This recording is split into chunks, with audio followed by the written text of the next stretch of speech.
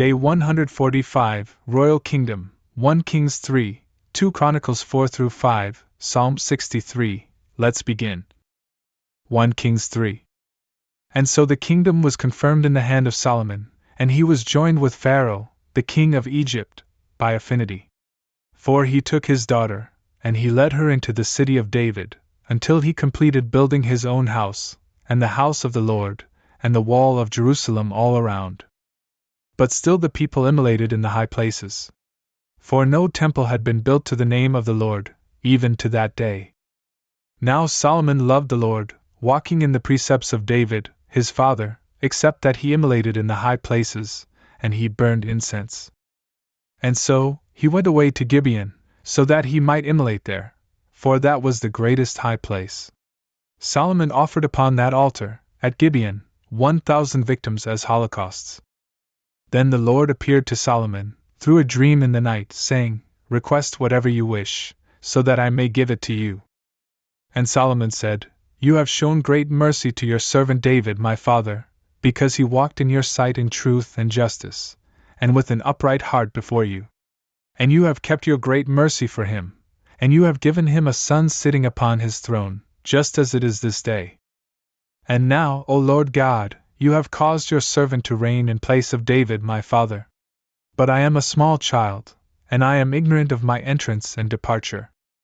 And your servant is in the midst of the people that you have chosen, an immense people, who are not able to be numbered or counted because of their multitude.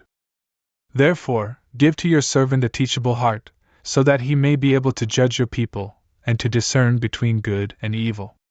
For who will be able to judge this people, your people, who are so many? And the word was pleasing before the Lord, that Solomon had requested this kind of thing. And the Lord said to Solomon, Since you have requested this word, and you have not asked for many days or for wealth for yourself, nor for the lives of your enemies, but instead you have requested for yourself wisdom in order to discern judgment. Behold, I have done for you according to your words, and I have given you a wise and understanding heart, so much so that there has been no one like you before you, nor any one who will rise up after you.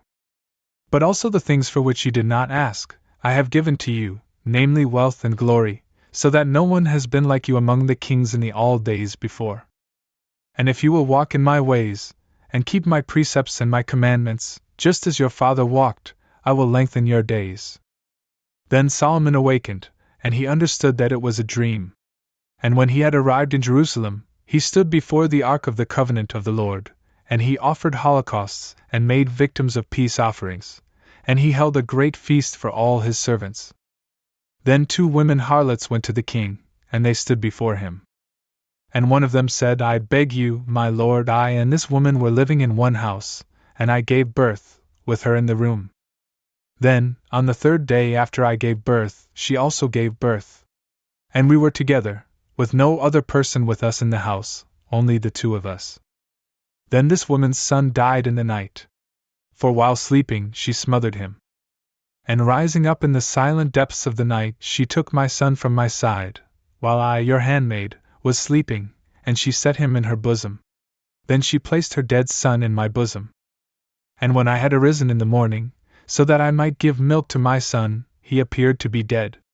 But gazing upon him more diligently in the light of day, I realized that he was not mine, whom I had borne.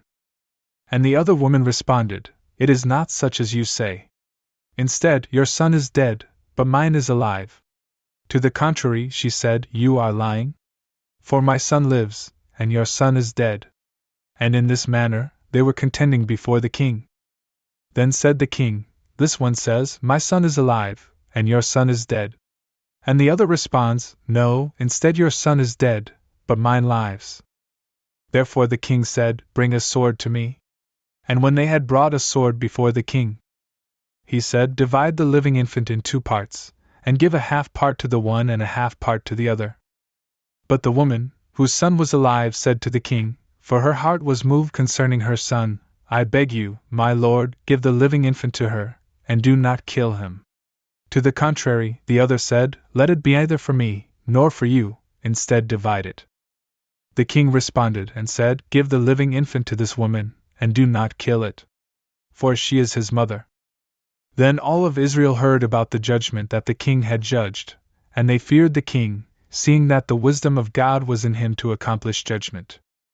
2 Chronicles 4:5. Also, he made a brass altar of 20 cubits in length, and of 20 cubits in width, and of 10 cubits in height, as well as a molten sea of 10 cubits from brim to brim, round in its circumference. It had 5 cubits in height, and a line of 30 cubits went around it on all sides. Also, under it there was the likeness of oxen. And certain engravings encircled the cavity of the sea, along 10 cubits of the outside, as if in 2 rows. Now the oxen were molten. And the sea itself was placed upon the 12 oxen, 3 of which were looking toward the north, and another 3 toward the west, then another 3 toward the south, and the 3 that remained toward the east, having the sea imposed upon them. But the posteriors of the oxen were toward the interior, under the sea. Now its thickness had the measure of the palm of a hand, and its brim was like the lip of a cup, or like the outturned petal of a lily. And it held 3,000 measures. Also, he made 10 basins. And he placed 5 on the right, and 5 on the left, so that they might wash in them all the things that they were to offer as holocausts. But the priests were to be washed in the sea. Then he also made 10 gold lampstands, according to the form by which they had been ordered to be made.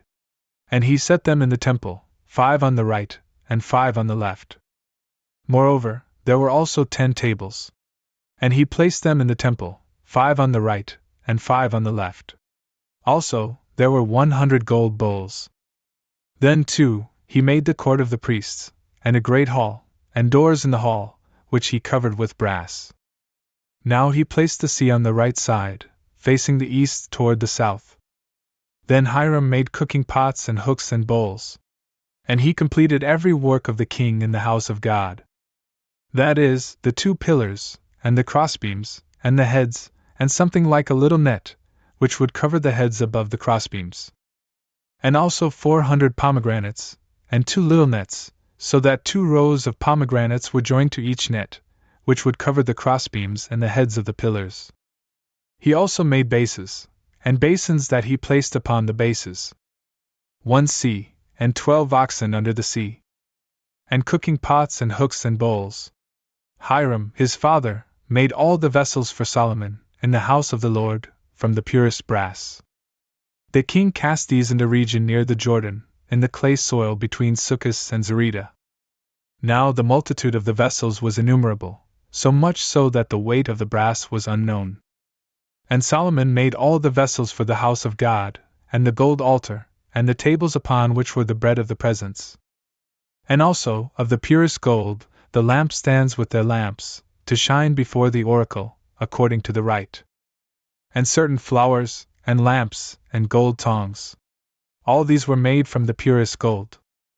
Also, the vessels for the perfumes, and the censers, and the bowls, and the little mortars were from the purest gold.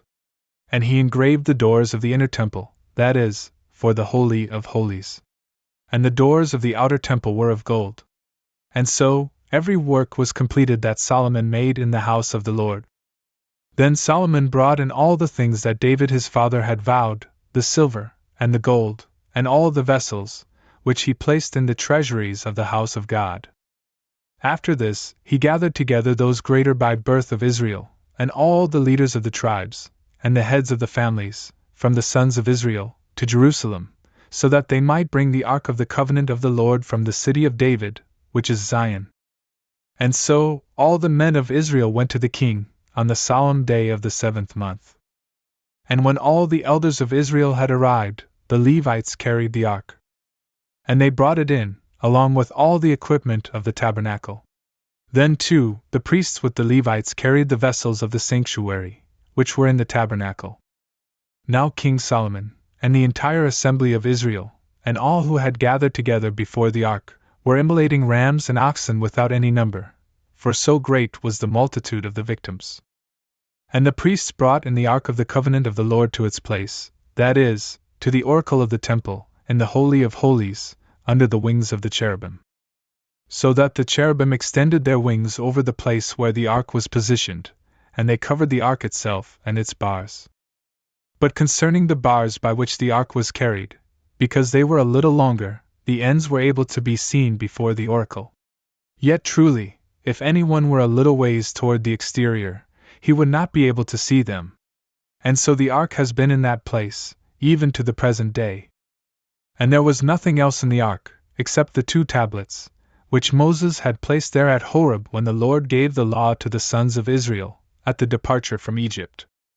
And having gone out from the sanctuary, the priests, for all the priests who were able to be found there were sanctified, and in that time the turns and orders of the ministries had not yet been divided among them. With both the Levites and the singing men, that is, those who were under Asaph, and those who were under Heman, and those who were under Jeduthun, with their sons and brothers, clothed in fine linen, sounded out with cymbals, and psalteries, and harps, standing toward the eastern side of the altar. And with them were 120 priests, sounding out with trumpets. And when they all sounded out together, with trumpets, and voice, and cymbals, and pipes, and with various kinds of musical instruments, lifting their voice on high, the sound was heard from far away, so that when they had begun to praise the Lord, and to say, Confess to the Lord, for he is good, for his mercy is eternal, the house of God was filled with a cloud. Neither were the priests able to stand and to minister, because of the cloud. For the glory of the Lord had filled the house of God. Psalm 63. Unto the end. A Psalm of David. Hear, O God, my prayer of supplication. Rescue my soul from the fear of the enemy. You have protected me from the assembly of the malignant, from a multitude of workers of iniquity. For they have sharpened their tongues like a sword, they have formed their bow into a bitter thing, so that they may shoot arrows from hiding at the immaculate. They will suddenly shoot arrows at him, and they will not be afraid. They are resolute in their wicked talk. They have discussed hidden snares. They have said, Who will see them? They have been searching carefully for iniquities. Their exhaustive search has failed. Man will approach with a deep heart, and God will be exalted. The arrows of the little ones have become their wounds, and their tongues have been weakened against them.